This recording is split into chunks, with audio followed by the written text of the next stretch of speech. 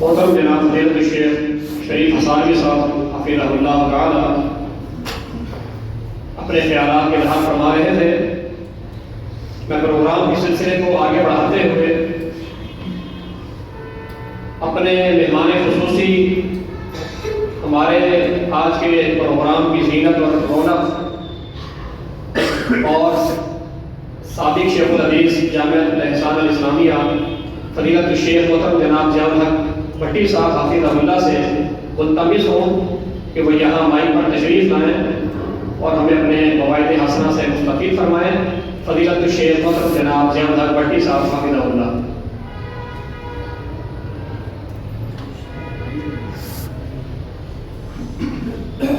السلام علیکم ورحمۃ اللہ وبرکاتہ. الحمد للہ رب العالمین والعاقبۃ للمتقین والصلاۃ والسلام علی سید المرسلین اما بعد فاعوذ باللہ من الشیطان الرجیم. رجال لا تلہیہم تجارۃ ولا بیع عن ذکر اللہ.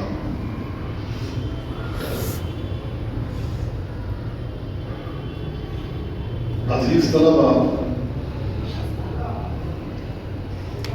آج کی اس نشست کا جو عنوان تھا بخوبی الحمدللہ آپ لوگوں نے تیاری کر رکھی ہیں اس بارے میں، اور اس کے بارے میں معلومات بھی فراہم کی جا چکی.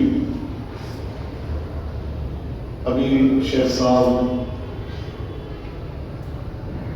مولانا ثناء اللہ صلی رحمہ اللہ کے حوالے سے ان کی ذہانت حاضر دماغی کے حوالے سے کچھ باتیں بیان فرما رہے تھے.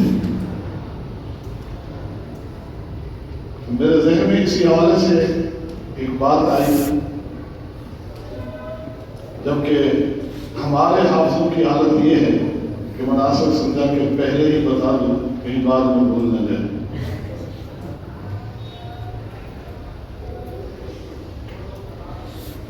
ایک علاقے میں، ہندوستان کے علاقے ضلع بستی میں، ایک عیسائی پادری نے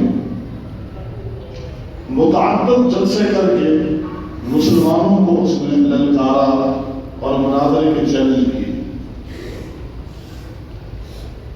آخر کار مسلمانوں نے مناظرے کا اہتمام کیا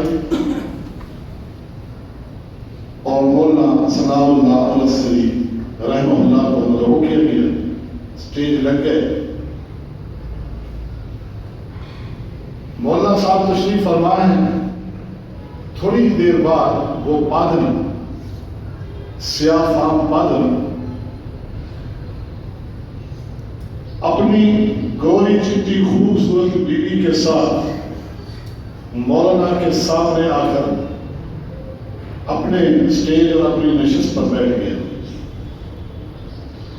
ابھی مناظرے کا وقت شروع نہیں ہوا تھا. مولانا صاحب کی طبیعت میں اضطراب اور بار بار اٹھنے کو جی چاہ رہا ہے. اپنے آپ کو کنٹرول کیا. بالآخر مناظرے کا وقت شروع ہونے سے چند منٹ پہلے اسٹیج پر کھڑے ہو گئے اور اعلان کیا کہ حضرات مناظرے کا وقت ابھی شروع نہیں ہوا، لیکن میری طبیعت بڑی مضطرب ہے کہ دل میں جو ایک شعر آ چکا ہے، ایک بات آ چکی ہے کہ میں جلد سے جلد وہ تمہیں سنا دوں. بڑا سمجھایا، نہیں سمجھتی تو لہذا سنیے. اس جوڑی کی طرف اشارہ کیا اور کہا پہلوئے حور میں لنگور خدا کی قدرت. پہلوئے حور میں لنگور خدا کی قدرت. زاغ کہتے ہیں کوے کو، زاغ کی چونچ میں انگور خدا کی قدرت. وہ ایسا بھڑکا کہ سیاہ فام کے چہرے کی سیاہی کا کیا کہنا. وہ ناراض ہو کے اسٹیج سے جانے لگا تو مولانا نے پکڑ لیا. کہا تمہارے بارے میں تو بہت کچھ سنا ہے، آپ مناظر ہیں، آپ دلیر ہیں، آپ بہادر ہیں، یہ ساری دنیا آپ کو سننے آئی ہوئی ہے، آپ جا رہے ہیں، بیٹھے. وہ بیٹھ گئے. مجمع میں نظر دوڑائی تو لوگ ہنسی کے مارے جھوم رہے تھے، گر رہے تھے ایک دوسرے پر۔ یہ حالت دیکھ کر پھر سے اٹھا، مولانا نے گر پکڑا کے بیٹھے تو کہنے لگے ایک اعلان کرنے کے لیے اٹھا ہوں۔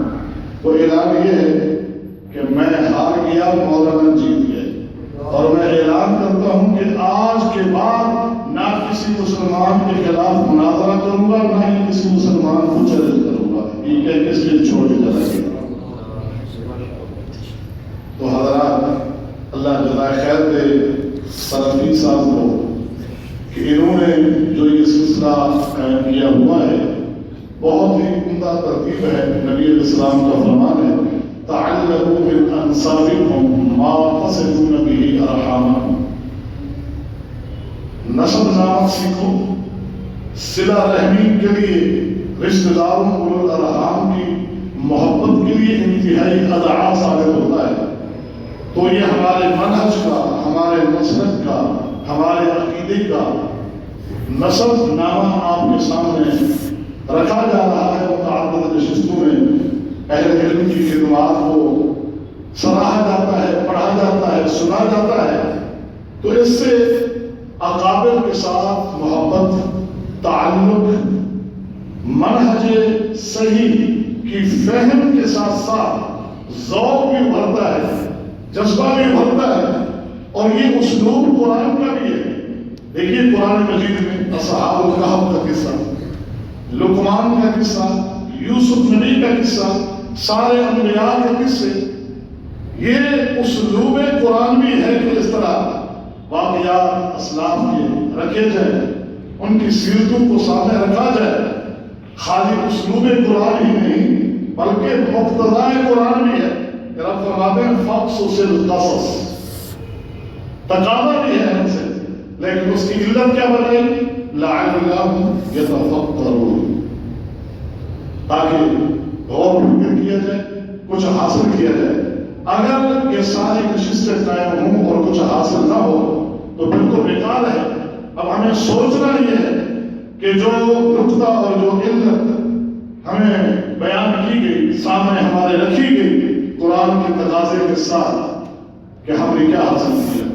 اللہ رب العالمین سے دعا ہے اللہ ہمیں اپنے اسلاف کے نقش قدم پر چلنے کی توفیق عطا فرمائے۔